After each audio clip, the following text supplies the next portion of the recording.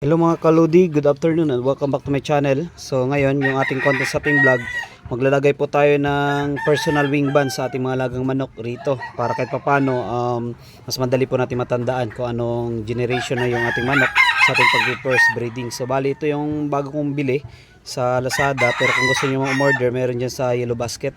Ito po yung kayong tsura. So pwede dito guys na lagyan ng pangalan katulad dito sa akin, nilagyan ko na Mr. Virus Game Pal. Yan po yung kanyang tsura. So yung lalagyan natin, yung mamanok natin mga stag rito na going to 4 months old, yan po ating magiging palatandaan. Ito po, personal banding na po ito.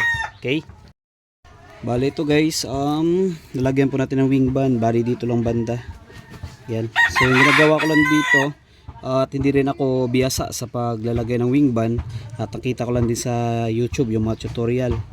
Bali ito sa part na to, ito kanang dito sa may pakpak banda, sa may pa V-shape sa taas nito banda, magkaroon lang ng gap dito, at yung pinakatalim dito sa wing band, ito yung gagamitin ko pantusok dito.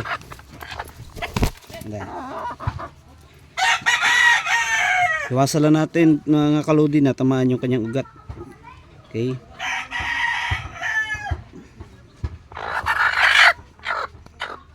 yun, nakapasok na. Tapos ilalak na lang natin. Tapos gagamitan na lang natin ng ito.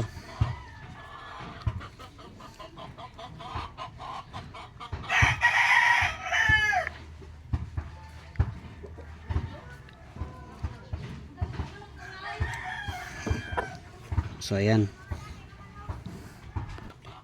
Tapos ito yung natirang matulis, ito banda, yung gagawin ko lang dito is puputulin ko po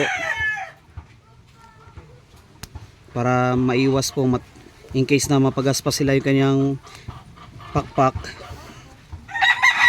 hindi po matatamaan yung kanyang mata.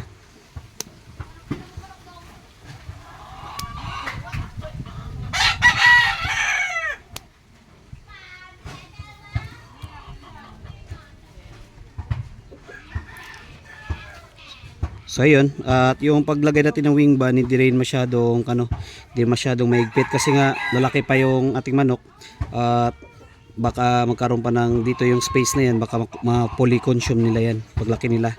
So yun lang. So nalagay na natin yung ating personalized wing band sa ating mga lagang manok.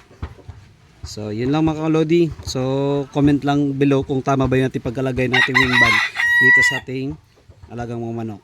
Maraming salamat and happy farming.